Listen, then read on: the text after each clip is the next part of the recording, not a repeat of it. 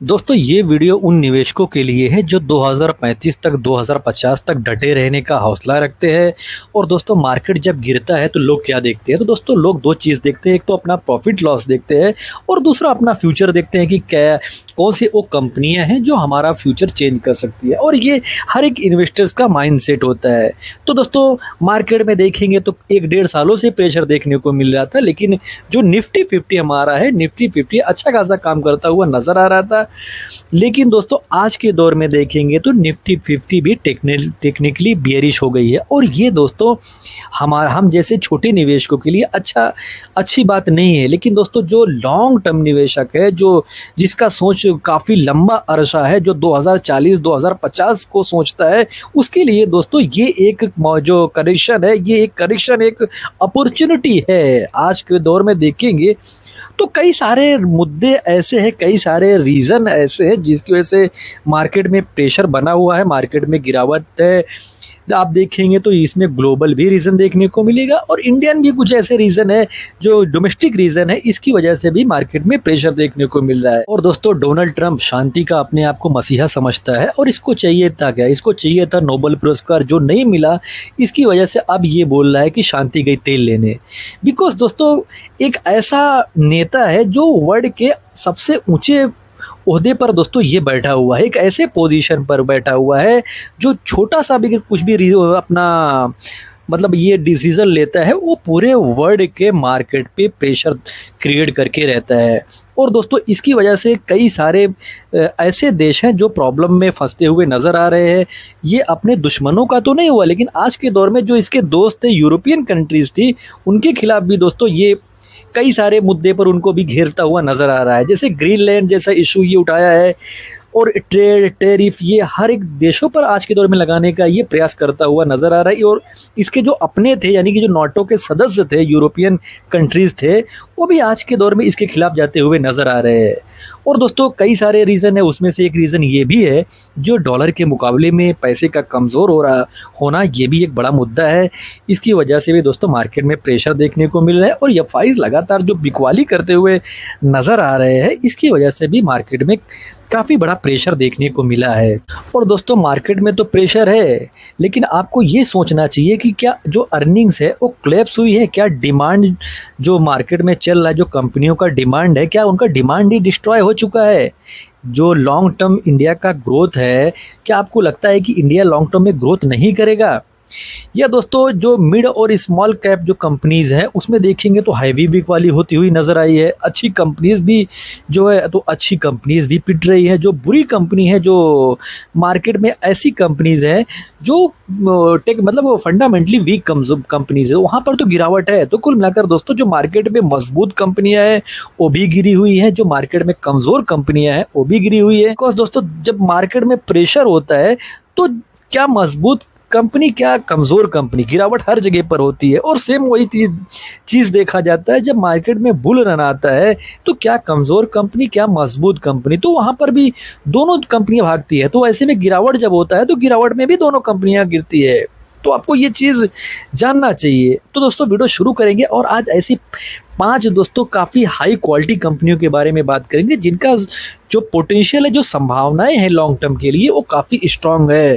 तो दोस्तों वीडियो शुरू करेंगे उससे पहले एक इंपॉर्टेंट डिस्क्लेमर देना चाहेंगे। ये वीडियो जस्टिफाई स्टडी पर्पज़ के लिए, इन्फॉर्मेशन पर्पज़ के लिए है। मेरी तरफ से दोस्तों ना तो बाई का कॉल है, ना तो होल्ड का कॉल है और ना ही सेल का कॉल है। तो दोस्तों सबसे पहली कंपनी को देखेंगे, इसका नाम डेटा पैटर्न है। और ये कंपनी काम क्या करती है? तो दोस्तों जो एरोस्पेस इलेक्ट्रॉनिक्स है, यानी जो हवाई जहाज़ होते हैं उसमें जो इलेक्ट्रॉनिक्स लगाए जाते हैं, तो उसमें दोस्तों इस कंपनी का कारोबार है। एक ऐसा बिजनेस में कंपनी ये काम करती है जो फ्यूचरिस्टिक है और आर&डी ड्रिवन बिजनेस है। ऐसा नहीं कि इनके खिलाफ कोई आता है वो अपना बिजनेस खड़ा करता है तो इनके बिजनेस को पीड़ देगा, नहीं दोस्तों। बिकॉज इनका जो आईपी है, जो आर&डी है, ये काफ़ी मजबूत है और ये आज से नहीं 35 सालों का इनका बिजनेस का हिस्ट्री है। तो आपको ये चीज़ जानना चाहिए कि एक साल में अगर करेक्शन मार्केट में हो रहा है तो कंपनियां वीक नहीं हो गई और कंपनियों का जो फंडामेंटल है अचानक कमज़ोर नहीं हो गया। मार्केट में दोस्तों ये मार्केट का काम है, कंपनियों का काम है अपना काम करना और मार्केट का काम है अपना काम करना। तो मार्केट में दोस्तों जो फियर होता है, जो वर्ल्ड में कोई अच्छी चीज़ें होती है तो वो रिएक्ट करता है, लेकिन जो बिजनेस होता है दोस्तों वो बिजनेस इंटैक्ट रहता है, बिजनेस पर कंपनियां अपना फोकस करती है। और इस कंपनी को देखेंगे तो टॉप से 34% के करेक्शन में है। मार्केट में कई सारे रीज़न देखने को मिलते हैं, तो जो आज के दौर में रीज़न बना है उसकी वजह से दोस्तों ये कंपनी 34% की करेक्शन में है। अगर आप इसका ऑर्डर बुक देखेंगे तो काफ़ी ह्यूज ऑर्डर बुक है। अगर आप ऑर्डर बुक देखते हो तो आपको ये अनुमान लगाना चाहिए, ये सोचना चाहिए कि क्या फ्यूचर में ये अपना ऑर्डर को कंप्लीट नहीं करेगी। अगर आपको लगता है कि ये ऑर्डर एग्जीक्यूट करेगी ये कंपनी, तो आपको ये जानकर खुशी होना चाहिए कि इस कंपनी में गिरावट हुआ है। इसका मतलब है कि कंपनी का जो प्राइस है वो नीचे आया है, यानी कि आपको सस्ते में वो मिल रहा है।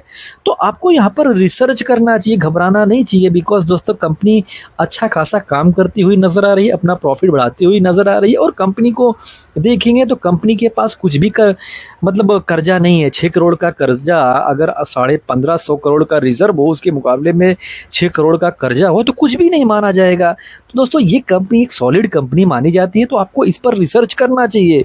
वहीं पर दूसरी कंपनी को देखेंगे, कैपिट टेक्नोलॉजीज, एक ऐसी दोस्तों कंपनी जो दोस्तों ऐसा नहीं कि 1-2 डिकेड के लिए बनी हो। ये दोस्तों ऐसी जो कंपनियां होती हैं ये बहुत ही लॉन्ग समय के लिए होती है। आप देखेंगे जो ईवीज मार्केट है ये अभी ग्रो करता हुआ नज़र आ रहा है। अगर आपका सोच, आपका थिंकिंग 20 साल, 30 साल, 40 साल है तो दोस्तों इस कंपनी पर आपको रिसर्च करनी चाहिए, बिकॉज एक ऐसी कंपनी है जो अभी शुरुआती दौर में है।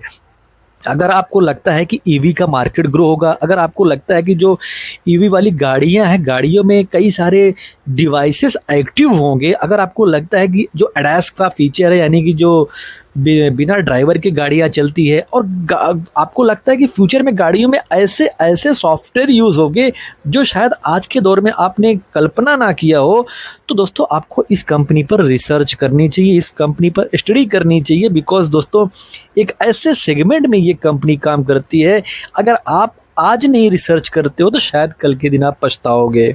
और टॉप से करेक्शन देखोगे तो कंपनी टॉप से बड़े करेक्शन में नज़र आ रही है। और कंपनी दोस्तों अगर देखोगे इस कंपनी को तो स्ट्रॉन्ग जो इनका ऑर्डर है, कई सारे ऑर्डर इन्होंने विन किया है, तो आपको ये चीज़ जानना होगा। और ये चीज़ आपको हैरान भी करेगी, एक ऐसी कंपनी जो लगातार ऑर्डर विन करती हुई नज़र आ रही, इंडिया में ही नहीं, अगर आप यूरोप में देखेंगे, अमेरिका में देखेंगे तो दोस्तों वहाँ पर ये कंपनी अपने बिजनेस को फैला रही है, वहाँ से ये अपना ऑर्डर जनरेट करती हुई नज़र आ रही है। और ये आज के दौर में टॉप से 40% के करेक्शन में है। अगर आप इस करेक्शन में डरते हो, इस करेक्शन में घबराते हो कि कंपनी गिरी है, तो इसका मतलब है कि आप कंपनी के बिजनेस पर रिसर्च नहीं किए हो। आप कंपनी का जो शेयर था वो भागता हुआ नज़र आ रहा था, तो आप भागते हुए घोड़े को पकड़े हो। तो दोस्तों ये गलती मत करो। जब कोई भी कंपनी भागती है तो वहाँ पर आपको दोस्तों पकड़ना नहीं चाहिए, आपको उसके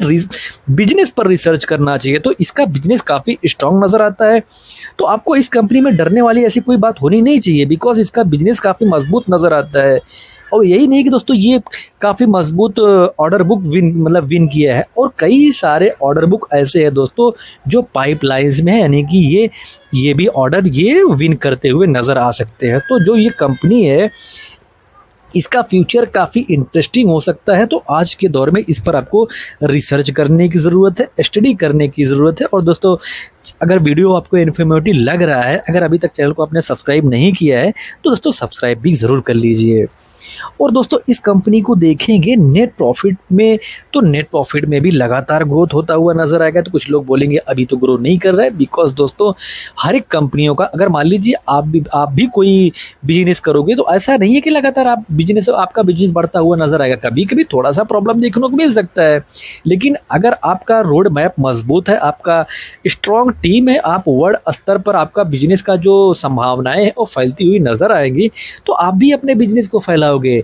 अगर कोई बोलेगा कि आपका बिजनेस आज के दौर में, आज के दिन या अगले महीने का में नहीं बढ़ा है, तो इसको देखकर दोस्तों ट्रेडर ऐसा पोजीशन बनाते हैं। जो इन्वेस्टर्स होते हैं उनका सोच लॉन्ग टर्म होता है। और कंपनी के पास कर्जे के मुकाबले में रिजर्व देखोगे तो कर्जे के मुकाबले में ह्यूज रिजर्व है। ये बताता है कि कंपनी काफ़ी सॉलिड है। और दोस्तों तीसरी कंपनी नेटवेब टेक्नोलॉजीज एक ऐसे बिजनेस में है जो दोस्तों सुपर कंप्यूटर बनाती हुई नज़र आ रही है, डेटा सेंटर बनाती हुई नज़र आ रही है। और दोस्तों ये कंपनी जो एआई है, एआई से लगभग 40-50% का रेवेन्यू एआई सेगमेंट से निकाल रही है। और दोस्तों जो कंपनी इतने फ्यूचरिस्टिक सेगमेंट में काम करती हो, जो कंपनी अच्छे खासे ढंग से ग्रो करती हुई नज़र आती हो, अभी रिसेंटली 2-3 दिन पहले इस कंपनी ने अपना रिजल्ट दिखाया।